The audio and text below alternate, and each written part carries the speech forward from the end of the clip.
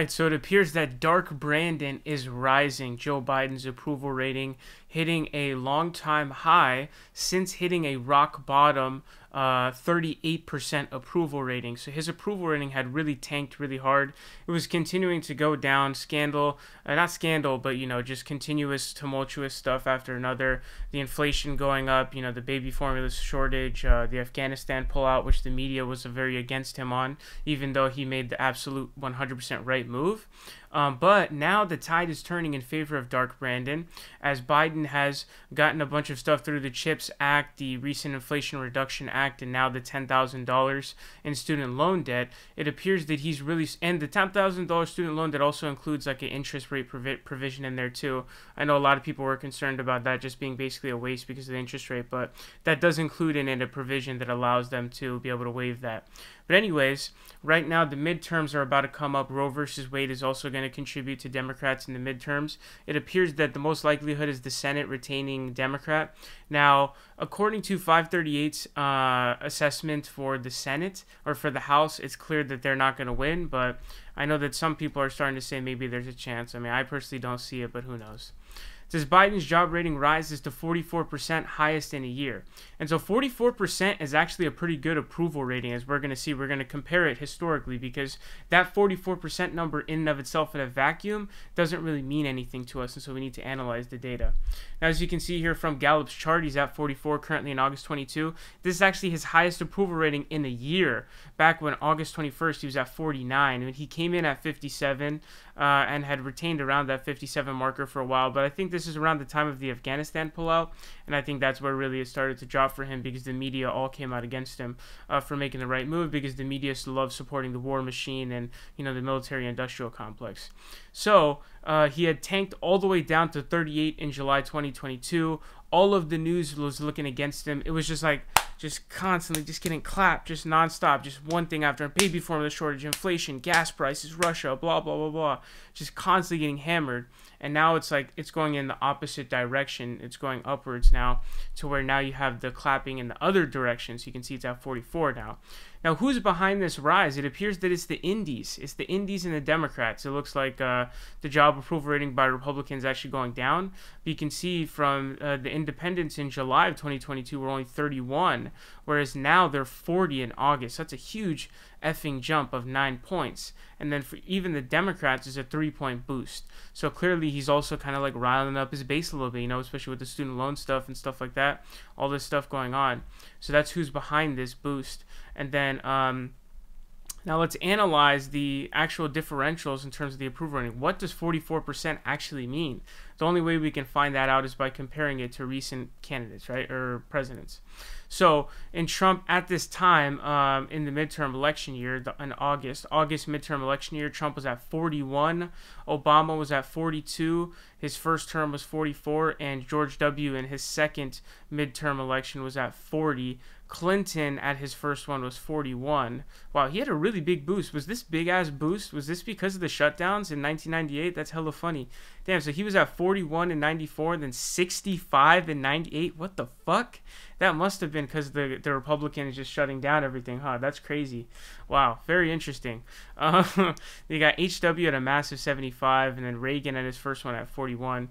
So honestly, a lot of these bigger numbers seem to be kind of like, at this point, they seem to be straying away from kind of like what we're seeing as the commonality, which is the 40s, right? So, whatever that is, 16 years or whatever that it's been, where they've been in the 40s. So instead of being at a low compared to all of these at 38 in August, comparing the numbers, instead, he's actually tied for the highest since 2006. So that's a huge swing right there. I mean, that's what, it's what, like 16 years, right? So in the last 16 years, he's actually, tied for the highest.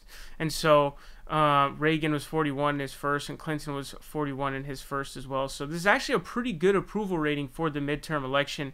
It does seem like what happens is when presidents are elected, they have like a generally higher approval rating, and then it starts to tank as they get in office, is what it appears to be. So this is actually pretty good in terms of comparing him to his opponent, or his, not his opponents, but his predecessors.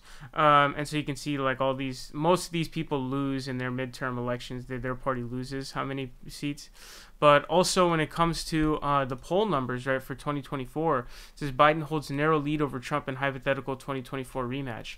Now, I think that this is actually good for him because I think that if Trump were to hypothetically enter the race, I think that Trump is the one whose numbers are going to tank. And I think Biden's numbers would go up. You guys remember how with Gavin Newsom, it was like in the recall election, he was like doing very, very poorly. But then once Larry Elder became the opponent, he actually ended up getting higher numbers because of his opponent. I personally think it would be the same here. Now you may be saying, oh, but the poll is between them two. Yeah, but the opinions would change, especially people who are undecided between them, would change in favor of Joe Biden once Trump enters the race, especially after the FBI raid and all these potential indictments of all these different kinds of areas. And personally, I believe, unless something really goes wrong in these next 2 years, I actually think that Biden is probably going to win re-election. And the reason why I say that is because it's like, who do you think could really beat Joe Biden? The people that could beat Joe Biden could be, you have your two separate groups, right, in my opinion. You have the kind of like the weird like neo-fascists, and then you have like the neocons, right? So we haven't seen a neocon run, be able to be the Republican nominee since, before Trump, right? But you could have someone like a Marco Rubio or a Ted Cruz or someone like that.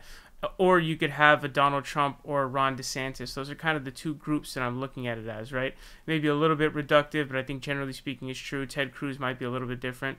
But the point here being, do you see a Ted Cruz or a Marco Rubio or someone like that being able to beat Biden? I don't really think so. And then you have someone like Trump or DeSantis, and I just can't see Trump or DeSantis beating him personally, especially not Trump with all these indictments and all the stuff that he did with coronavirus. I think people are just done with Trump. They don't want to. But it says President Biden leads former Trump by just 1 point in a hypothetical 2024 presidential election rematch, according to Emerson College poll.